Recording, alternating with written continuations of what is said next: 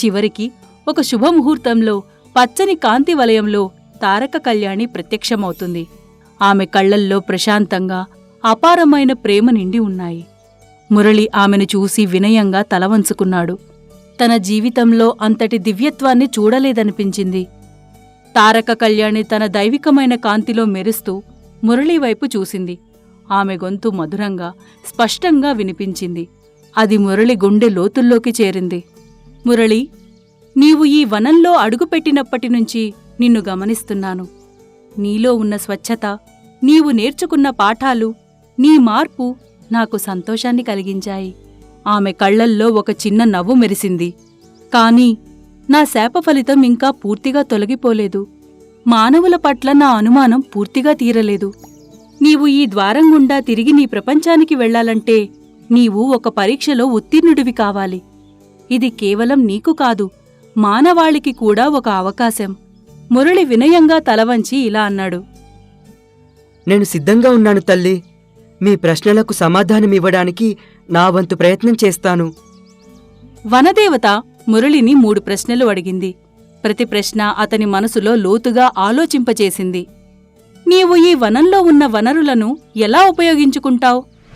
ఈ అద్భుత మూలికలను, విలువైన రత్నాలను, శక్తివంతమైన జలాలను నీ దేశ ప్రజల ప్రయోజనాల కోసం ఉపయోగిస్తావా? మురళి దీర్ఘంగా ఆలోచించాడు. అతను ఇక్కడ చూసిన సంపదకు విలువ కట్టలేడు. తన ప్రపంచంలో ఇవి అపారమైన ధనాన్ని సంపాదించపెట్టగలవు. కాని అతను ఇక్కడ నేర్చుకున్నది వేరు. లేదు తల్లి, ఈ వనసంపద నాకు కేవలం ఒక అనుభవం. ఇవి వనానికే చెందుతాయి. వీటిని తీసుకెళ్లే ఆలోచన నాకు లేదు. నా ప్రపంచానికి ఇవి సరిపోవు. ఇక్కడి సంపద కేవలం ఇక్కడి జీవనానికి మాత్రమే. బయటి ప్రపంచం ఈ సంపదను దుర్వినియోగం చేస్తుంది. తారక కళ్యాణి తల ఊపింది. ఆమె కళ్లల్లో సంతృప్తి కనిపించింది. ఇంకొక రాజు వచ్చి మా శాంతిని భగ్నం చేయకుండా ఉండాలంటే, మాపై మరో యుద్ధం రాకూడదంటే, ఈ అందమైన ప్రపంచాన్ని బహిర్గతం చేయనని నాకు మాటివ్వాలి. ఆ మాటలు మురళిని మరింత లోతుగా ఆలోచింపచేశాయి. తాను ఈ వనం గురించి తన గ్రామస్తులకు చెప్పాలని అనుకున్నాడు. వారికి ఈ అద్భుతాన్ని చూపించాలని ఆశపడ్డాడు. కాని ఆలోక్ చెప్పిన కాంతిరాజు కథ అతనికి గుర్తొచ్చింది. మానవుల అత్యాశ, వారి దురాశ అంతులేనిది. లేదు తల్లి, నేను నా ప్రపంచానికి మిమ్మల్ని పరిచయం చెయ్యను. ఈ వనం యొక్క రహస్యం రహస్యంగానే ఉండాలి. మీ శాంతికి నేను భంగం కలిగించను. ఒక రాజులో మాత్రమే కాదు, సాధారణ మానవులలో కూడా అత్యాశ ఉంది. అది ఈ వనాన్ని నాశనం చేస్తుంది. నేను మీకు రక్షణగా ఉంటాను. తారక కళ్యాణి పెదవులపై ఒక చిన్న నవ్వు మెరిసింది. నీవు వెళ్లిన తర్వాత నీ ప్రపంచంలోని మనుషుల మనసు మారుతుందని, తమ పద్ధతులు మార్చుకుంటారని, ప్రకృతిని గౌరవిస్తారని, శాంతియుతంగా జీవిస్తారని నేను నమ్మవచ్చా? మురళి కళ్లల్లో ఒక మెరుపు కనిపించింది. ఇది కేవలం అతడి ప్రశ్న కాదు, ఇది మొత్తం మానవాళికి సంబంధించిన ప్రశ్న. అతను లోతుగా ఊపిరి పీల్చుకున్నాడు. తనలో వచ్చిన మార్పు, తాను నేర్చుకున్న పాఠాలు అతని మనసులో మెరిశాయి. నా ప్రపంచానికి నేనే మార్పు తల్లి. నేను నా గ్రామంలో ఈ కథ చెప్తాను. నా మాటలతో, నా ప్రవర్తనతో వారికి ఈ వనం యొక్క విలువను తెలియజేస్తాను. చెట్లు మాట్లాడతాయని, పువ్వులు నవ్వుతాయని, జంతువులు స్నేహం చేస్తాయని వారికి చెప్తాను. కాని వనానికి హాని కలగకుండా, దాని రహస్యాన్ని బయటపెట్టకుండా చెప్తాను. వారు మారిపోతారని నేను హామీ ఇవ్వలేను. కాని నేను ఒక చిన్న మార్పును నా చుట్టూ ఉన్న వారిలో తీసుకురాగలనని నమ్ముతున్నాను. ఆ చిన్న మార్పు పెద్ద మార్పునకు దారి తీస్తుందని ఆశిస్తున్నాను. నేను ఆశావాదిని. మురళి మాటల్లో నిజాయితీ, సంకల్పం స్పష్టంగా కనిపించాయి. తారక కళ్యాణి మురళి సమాధానాలకు సంతృప్తి చెంది ఆమె ముఖం ప్రకాశవంతంగా మారింది. ఆమె నవ్వు ప్రశాంతంగా, ఆనందంగా వనంలో ప్రతి జీవికి వినిపించేలా ఉంది. నీ మాటలు నిజమైతే వనానికి ద్వారం తెరుచుకుంటుంది. నీవు తిరిగి నీ ప్రపంచానికి వెళ్లవచ్చు. నీవు మాపై ఉంచిన నమ్మకాన్ని, నీ నిజాయితీని నేను గౌరవిస్తున్నాను. ఈ వనం నిన్ను సదా గుర్తుంచుకుంటుంది. యువకుడా, నీవు మా వనానికి ఆశాదీపానివి. ఆమె మాటలు ముగియగానే ఆమె చుట్టూ ఉన్న కాంతి మరింత ప్రకాశవంతంగా మారి నెమ్మదిగా కనుమరుగైంది.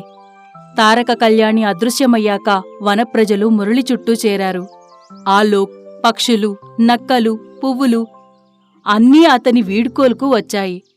వారి కళ్లల్లో విచారం, కాని అదే సమయంలో ఆనందం కూడా కనిపించాయి. మురళి ఈ వనంలో ఒక భాగమయ్యాడు. ఇప్పుడు తిరిగి వెళ్లాల్సి రావడం వారికి బాధగా ఉంది. వెళ్ళిరా మురళి, నీవు మా స్నేహితుడివి, మా జ్ఞాపకాల్లో సదా ఉంటావు. నువ్వు మళ్ళీ ఎప్పుడొస్తావు? మీ జ్ఞాపకాలు ఎప్పుడూ నాతోనే ఉంటాయి. నేను మిమ్మల్ని ఎప్పటికీ మర్చిపోను. అతని కళ్లల్లో నీళ్లు నిండాయి. ఈ వన ప్రజలు చూపిన ప్రేమ, ఆప్యాయత అతనెప్పటికీ మర్చిపోలేడు. అందరికీ వీడ్కోలు చెప్పి మురళి చంద్రచెట్టు వెనక ఉన్న వలయం వైపుగా నడిచాడు. ఈసారి వలయం అతన్ని ఆహ్వానిస్తున్నట్లు, ఇంటికి తిరిగి పంపుతున్నట్లు అనిపించింది. అతను ఆ వలయంలోకి అడుగుపెట్టాడు. మరలా ఆ స్వచ్ఛమైన కాంతిలో మునిగిపోయాడు. శ్రీధరం గ్రామంలో చంద్రచెట్టు నీడలో మురళి కళ్ళు తెరిచాడు. రాత్రింకా పొద్దుపోలేదు. చుట్టూ నిశ్శబ్దం. అంతా తను వెళ్లేటప్పుడు ఎలా ఉందో అలాగే ఉంది. కాని మురళి మాత్రం మారాడు. అది కలలా అనిపించలేదు, అది నిజం. మురళి వెంటనే ఇంటికి పరిగెత్తికెళ్లాడు. తన తల్లిదండ్రులను నిద్రలేపి తాను చూసిన అద్భుతాల గురించి చెప్పడం మొదలుపెట్టాడు.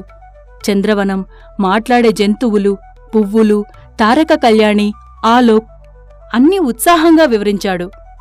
అమ్మా, నాన్నా, నేను చంద్రవనానికి వెళ్ళాను. అక్కడ జంతువులు మాట్లాడుతాయి, పువ్వులు నవ్వుతాయి. మురళీ, నీకు ఏమైందిరా? నువ్వు బానే ఉన్నావా? ఏదేదో మాట్లాడుతున్నావు. కథలు బాగా చెబుతున్నావురా, నిద్రపో. ఇదంతా కలే అయ్యుంటుంది. మురళి నిరాశ చెందాడు. తన మాటలను వారు నమ్మడం లేదని అతనికి అర్థమైంది. అయితే తన అనుభవాన్ని ఇతరులకు ఎలా తెలియజేయాలో ఆలోచించాడు. అతను చంద్రవనంలో చూసిన దృశ్యాలను, అక్కడ నేర్చుకున్న పాఠాలను తను చిత్రపటాలు గీయడం మొదలుపెట్టాడు. అతను రంగురంగుల జంతువులను, మాట్లాడే పువ్వులను, నృత్యం చేసే చెట్లను గీశాడు. అతని చిత్రపటాల్లో ఒక తెలియని జీవం, ఒక అద్భుతమైన శక్తి కనిపించాయి. అవి మామూలు చిత్రపటాలు కాదు, అవి కథలు చెప్పాయి. అతను గ్రామస్తులకు కథలు చెప్పడం మొదలుపెట్టాడు. చంద్రచెట్టు రహస్యం గురించి, చంద్రవనం గురించి, మానవుల అత్యాశ వల్ల జరిగిన శాపం గురించి చెప్పాడు. ఈసారి అతను కేవలం కథలు చెప్పలేదు. అతని గొంతులో ఉన్న నిజాయితీ వినేవారిని ఆకట్టుకున్నాయి. కొన్ని సంవత్సరాల తర్వాత ఒకరోజు రాత్రి మురళి చంద్రచెట్టు నీడలో కూర్చొని తన పిల్లలకు చంద్రవనం గురించి కథ చెప్తున్నాడు. ఆకాశంలో పౌర్ణమి వెన్నెల మెరుస్తోంది. అతను తన కథను ముగించగానే అకస్మాత్తుగా చంద్రచెట్టు వెనక చీకటిలో ఆ వలయం మళ్లీ వెలుగుతోంది. మెల్లగా, ప్రకాశవంతంగా, ఆహ్వానిస్తున్నట్లుగా. చూసారా పిల్లలు, వనం ఇంకా మనల్ని నమ్ముతోంది. మురళి ముఖంలో ఒక చిన్న నవ్వు మెరిసింది. తారక కళ్యాణి తన నమ్మకాన్ని నిలబెట్టుకుందని అతనికి అర్థమైంది.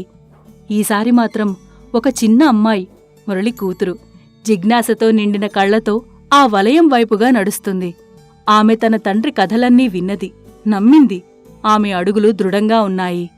నేను వస్తున్నాను చంద్రవనం. ఆ వలయం ఆమెను లోపలికి లాగేసుకుంది. కథ మళ్లీ మొదలవుతుంది.